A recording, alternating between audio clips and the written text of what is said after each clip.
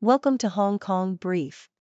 The content of the briefing includes: curse strikes again for badminton's Tang and Tse in early World Tour Finals exit. China's Weibo asks bloggers to avoid badmouthing the economy. China's unluckiest railway, solving Japan's dead fish mystery, 7 highlights. UK vulnerable over its dependency on China for rare minerals.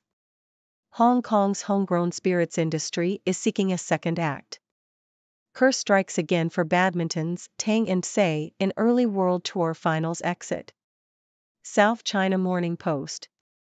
Hong Kong badminton duo Tang Chunman and Tse Suet were eliminated from the BWF World Tour Finals in Hangzhou after losing their second match. Tang injured his right shoulder in the opening loss, and despite being cleared to play, he struggled to lift his right hand. Tang and Tse were set to face another pair in a consolation match as neither duo could reach the semi-finals. The Hong Kong pair have previously reached the knockout stages of the tournament. Chan Yufei of China and Carolina Marin of Spain secured their spots in the women's singles semi-finals after winning their first 2 group matches. China's Weibo asks bloggers to avoid badmouthing the economy. Bloomberg.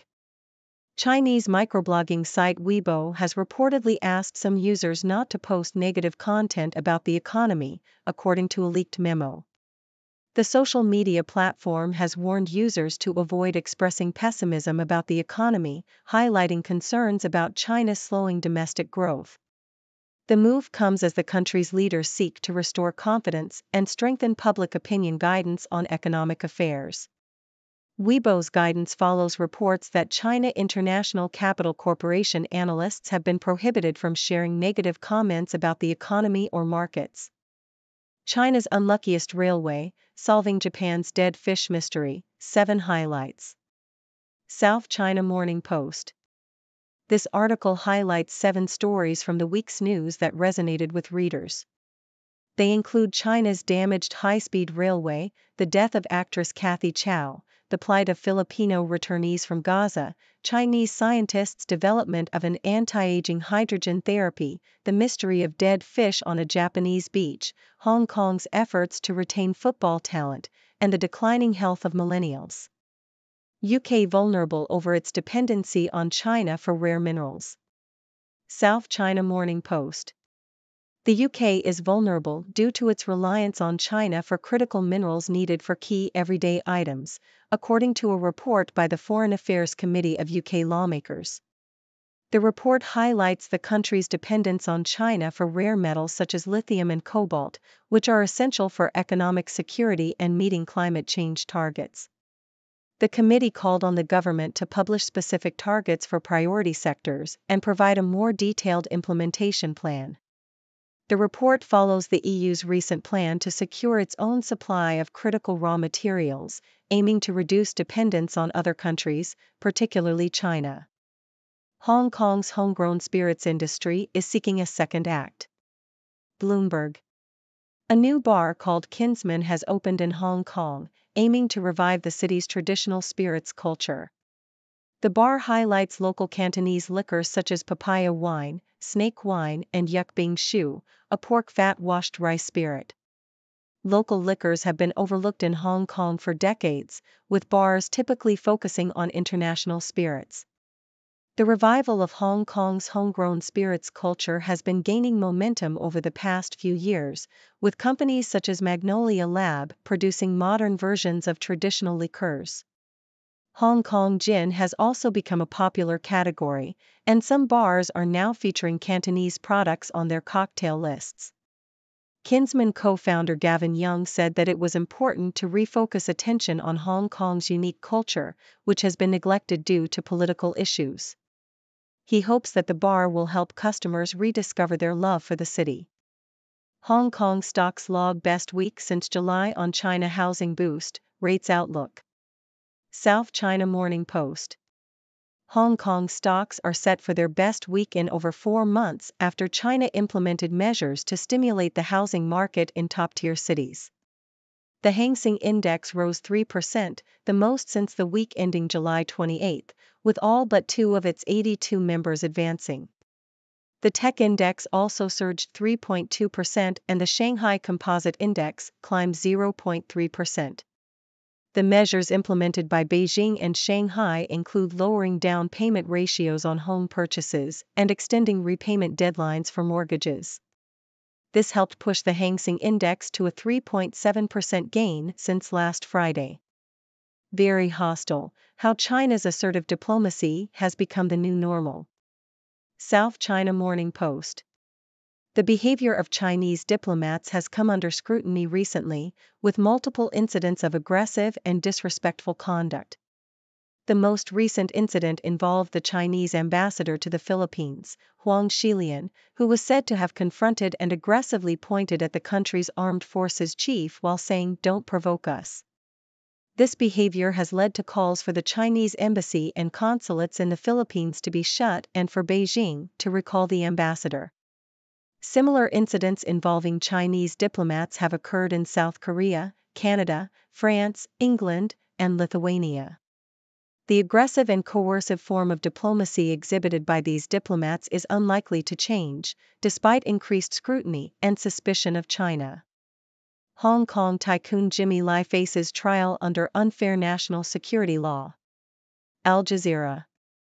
The national security trial of Hong Kong media tycoon and British citizen Jimmy Lai is set to begin on Monday, more than a year after it was originally scheduled to start. Lai, 76, faces charges of conspiring to collude with foreign forces and publish seditious material, and could spend the rest of his life in jail if convicted. Lai has pleaded not guilty to all charges. His son, Sebastian, has been campaigning for his father's release and recently met with UK Foreign Minister David Cameron to ask for the UK's support. Lai, who arrived in Hong Kong as a stowaway at age 12, built a successful clothing business before entering the media industry in the 1990s. He founded the popular tabloid Apple Daily, which became known for its critical reporting on China and gossip. The newspaper ceased publication in June 2021 due to government pressure. Lai has been imprisoned since December 2020 and has faced a series of separate charges related to the management of Apple Daily and his involvement in a vigil for the Tiananmen Square massacre. China new home prices fall at slower pace as support mounts. Bloomberg. China's property market slump continued in November, with new home prices falling 0.37% from October, according to data from the National Bureau of Statistics. However, the pace of decline was slightly slower than the previous month. The second-hand market fared worse, with prices dropping 0.79%, the largest fall in 9 years. To address the property slump, authorities have relaxed home buying restrictions in Beijing and Shanghai, while other cities have allowed deeper discounts to attract buyers. The prolonged housing downturn in China has weakened the economy and hurt developers that are struggling to repay debts and complete projects. From Harvard to Hong Kong, toxic debate is poisoning freedom of speech. South China Morning Post. The heads of 3 prominent American universities recently testified in a congressional hearing on rising anti-Semitism on their campuses. The presidents of MIT, the University of Pennsylvania, and Harvard University faced intense criticism for not stating outright that advocating the genocide of Jews automatically constituted a breach of their code of conduct. Freedom of speech has become entangled in debates on self-censorship, hate speech, and cancel culture, and the concept of freedom of speech has been lost to political correctness. The influence of social media has also changed the concept of freedom of expression, with increased pressure to conform to prevailing narratives. Safeguarding freedom of speech while addressing hate speech and cancel culture requires fostering open dialogue and promoting respectful engagement. China injects $112 billion of cash to revive economic growth. Bloomberg. China's central bank, the People's Bank of China, has injected the most cash via one-year policy loans since at least 2016. The move is aimed at supporting the country's economy, which is suffering from a housing slump and weak demand. The central bank offered commercial lenders 1.45 trillion yuan, $204 billion, through its medium-term lending facility, which is 800 billion yuan more than the amount coming due in December. The injection of funds suggests that China will maintain an easy monetary policy and is unlikely to cut the reserve requirement ratio for banks. The move comes as Beijing faces the challenge of selling an additional 1 trillion yuan in the last quarter of the year to finance stimulus. Economists will be closely watching industrial production and retail sales figures for clues on the pace of recovery and whether the government will need to provide more support. China's economy has struggled this year due to the weak rebound from COVID-19 restrictions and a deepening property crisis. China crackdown on Hong Kong under spotlight as leading Democrat goes on trial. Yahoo!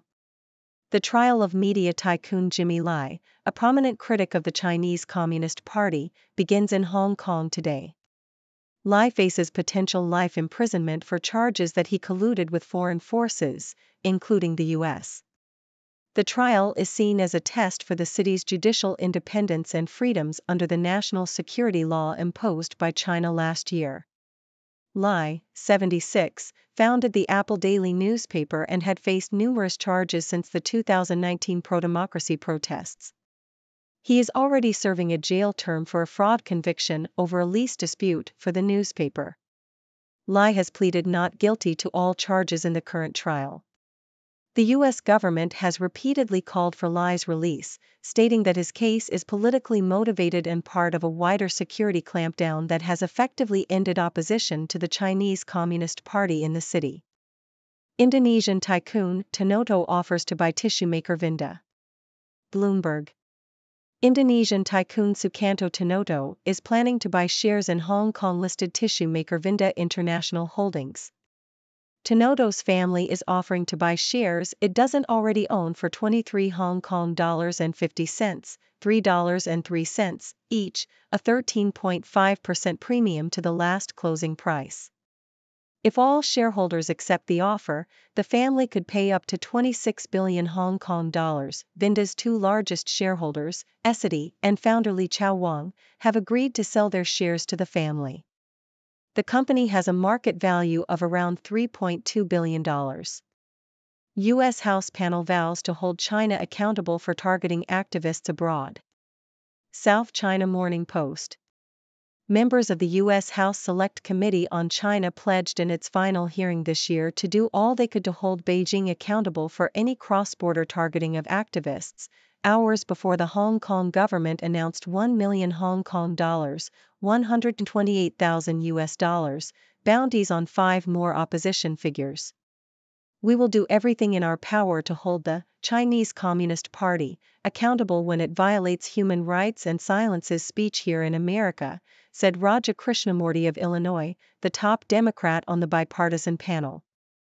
Bank of East Asia refreshes its logo and slogan to tap growing wealth. South China Morning Post.